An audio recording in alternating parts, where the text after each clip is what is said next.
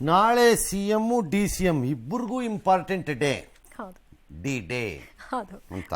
ಅದು all right. ಯಾಕೆ ಮುಖ್ಯಮಂತ್ರಿಗಳು ಪ್ರಾಸಿಕ್ಯೂಷನ್ ರದ್ದತಿ ಕೋರಿ ಸಲ್ಲಿಸಿರುವ ಅರ್ಜಿ ನಾಳೆ ವಿಚಾರಣೆ ಮುಂದುವರಿಯುತ್ತೆ. ನಾಳೆನೇ ಏನಾದ್ರು ಹೊರಗೆ ಬರ್ಬೋದು ಅಂತ ಹೇಳೋಕ್ಕಾಗಲ್ಲ. ಯಾಕಂದರೆ ವಾದ ಪ್ರತಿವಾದಗಳಾಗಿ ಜಡ್ಜ್ಮೆಂಟ್ ರಿಸರ್ವ್ ಆಗ್ಬೋದು, ಅಥವಾ ನ್ಯಾಯಮೂರ್ತಿಗಳು ತೀರ್ಮಾನ ತೊಗೊಂಡ್ರೆ ಏನಾದ್ರು ಆಗ್ಲೂಬೋದೇನೋ. ಒಟ್ಟಲ್ಲಿ ನಾಳೆ ಅಂತೂ ಬರುತ್ತೆ, ವಾದ ಪ್ರತಿವಾದಗಳೆಲ್ಲ ನಡೆಯುತ್ತೆ. ಹಿಂದೆ ನಡೆದಿತ್ತು 29ನೇ ತಾರೀಕುವರೆಗೆ ಅವ್ರಿಗೆ ರಿಲೀಫ್ ಇತ್ತು. ಹಾಗಾಗಿ ಈಗ ನಾಳೆ ಬರುತ್ತದು, ಗೊತ್ತಿಲ್ಲ ಏನಾಗುತ್ತೋ ಏನೋ ಮುಂದೆ. ಬಟ್ ಪರಮೇಶ್ವರ್ ಅವರು ಹೇಳಿದ್ದಾರೆ ಕೋರ್ಟ್ ತೀರ್ಪು ಏನೇ ಬಂದರೂ ಸಿ ಎಂ ಪರವಾಗಿ ಹೈಕಮಾಂಡ್ ನಿಲ್ಲತ್ತೆ ಅಂತ. So problem solve. ಹೌದು, ಏನಾದರೂ ಏನು ಅಷ್ಟೇ. ಡಿ ಕೆ ಶಿವಕುಮಾರ್ ಪ್ರಕರಣದಲ್ಲಿ ಸಿಬಿಐ ತನಿಖೆಗೆ ನೀಡಿದ ಅನುಮತಿ ವಾಪಸ್ ಪ್ರಶ್ನಿಸಿ ಯತ್ನಾಳ್ ಹಾಕಿದ್ದ ಅರ್ಜಿ ಎಲ್ಲ ವಾದ ಪ್ರತಿವಾದ ಮುಗಿದಿದೆ. ಜಡ್ಜ್ಮೆಂಟ್ ಇದೆ ನಾಳೆ ಸಂಜೆ 4:15 ಅಂತಿದ್ದಾರೆ. ಅದೇನು ಬರುತ್ತೋ ಗೊತ್ತಿಲ್ಲ, ಏನೋ ಬರುತ್ತೆ. ಒಟ್ಟಲ್ಲಿ ನಾವು ಕಾಯ್ಬೇಕು ನಾಳೆ ಅಷ್ಟೇ.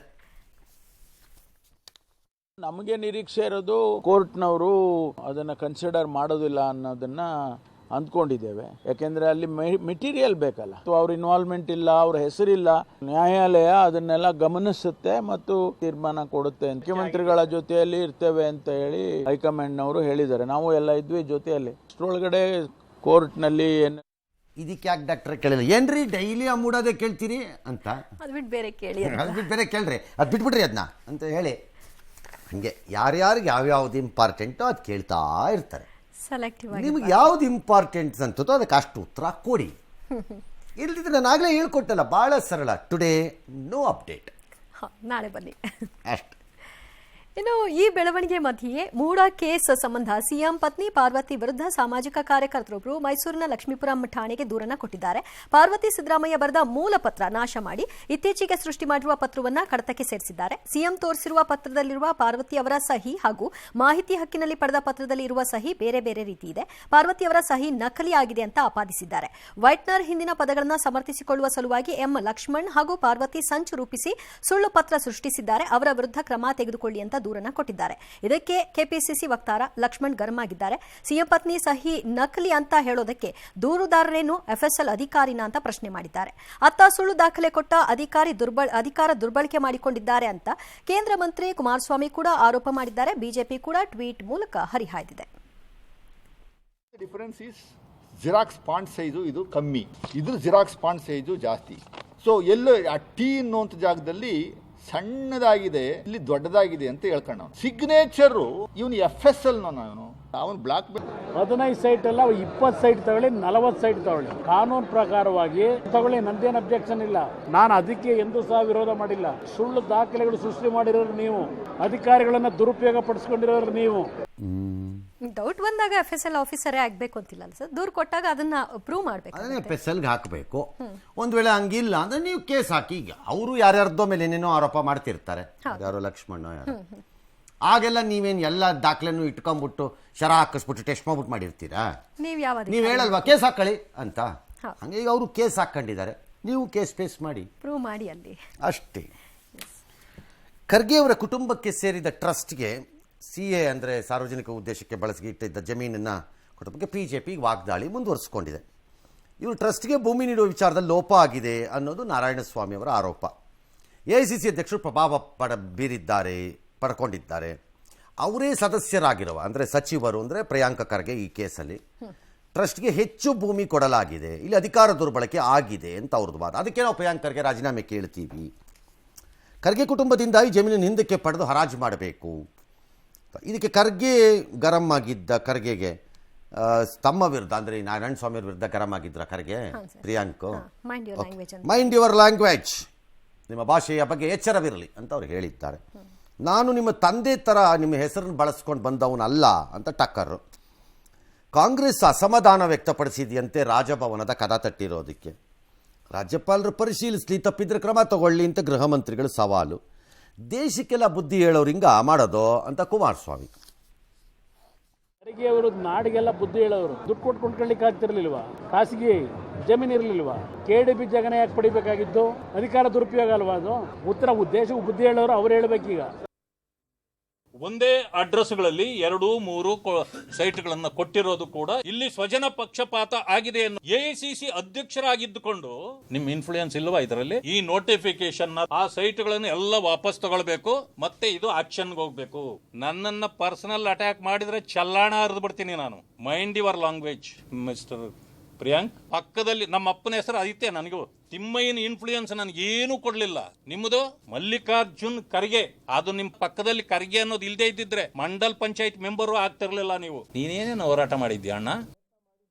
ರಾಜ್ಯಪಾಲರು ಪರಿಶೀಲನೆ ಮಾಡಲಿ. ಅವರು ಕಾನೂನಿಗೆ ಬಾಹಿರವಾಗಿ ಕೆಲಸ ನಡೆದಿದೆ, ಆ ರೀತಿ ಆಗಿದೆ ಅಂತಂದ್ರೆ ಅದು ಏನು ಕ್ರಮ ತಗೋಬೇಕೋ ತಗೊಳ್ಳಿ. ನೀವು ಕೂಡ ಒಂದು ಕಂಪನಿ ಮಾಡಿ, ನೀವು ಕೂಡ ಒಂದು ಪ್ರಾಜೆಕ್ಟ್ ರಿಪೋರ್ಟ್ ಸಬ್ಮಿಟ್ ಮಾಡಿ, ಆ ರೀತಿ ಹಾಕಿದ್ರೆ ನಿಮಗೂ ಕೊಡ್ತಾರೆ. ಯಾವ ಸರ್ಕಾರದಲ್ಲಿ ಆರೋಪ ಇಲ್ಲ ಹೇಳಿ?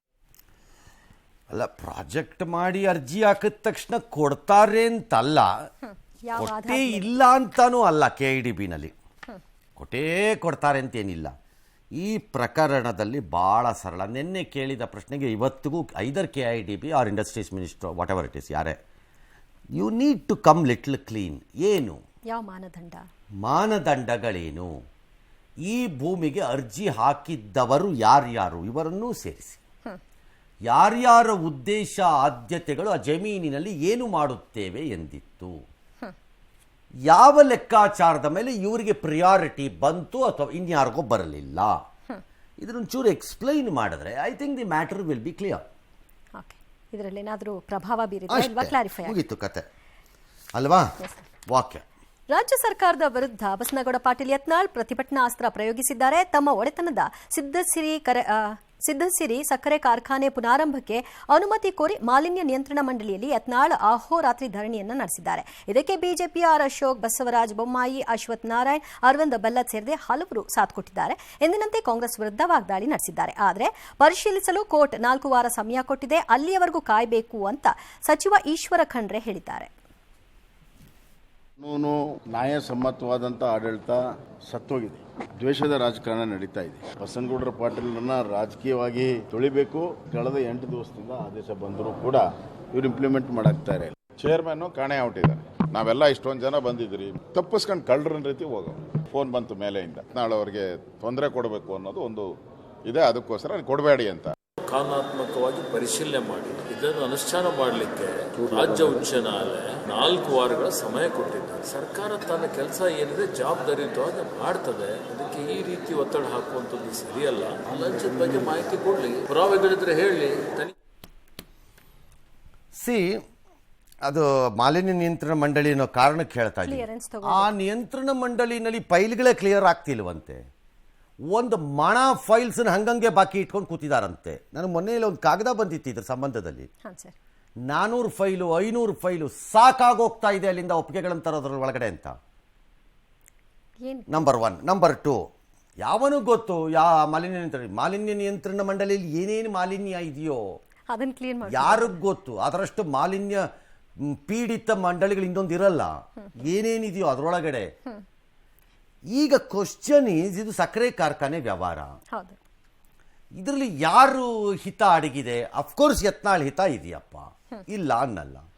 ರೈತರ ಹಿತಾನೂ ಇದೆ ಅಲ್ವೇ? ನಿಮ್ಮ ಸರ್ಕಾರ ಯಾರ ಪರ? ರೈತರ ಪರ, ಬಡವರ ಪರ ತಾನೇ? ಓಕೆ. ಸೊ ಈಗ ಅದು ಕಬ್ಬನ್ನು ಅರಿಯಬೇಕು, ಫ್ಯಾಕ್ಟ್ರಿ ನಡೀಬೇಕು, ರೈತರಿಗೆ ಒಳ್ಳೇದಾಗಬೇಕು. ವಾಟ್ ಎವರ್ ಅಲಿಗೇಷನ್ಸ್ ಇದ್ರೆ ಅಲಿಗೇಷನ್ನು, ಕೇಸು, ಅದರ ತೀರ್ಮಾನ ಆಗಬೇಕು.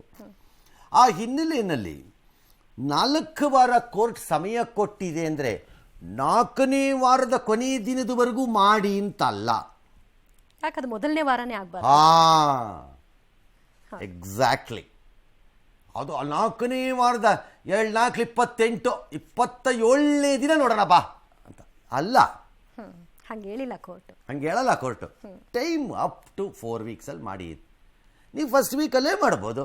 ಇಲ್ಲವಾ ಮಾಡೋಕ್ಕಾಗಲ್ಲ ಅಂತ ಹೇಳಿ ಮತ್ತೆ ಅವ್ರು ಅದನ್ನು ಚಾಲೆಂಜ್ ಮಾಡ್ಕೋತಾರೆ. ಭಾಳ ಸರಳ.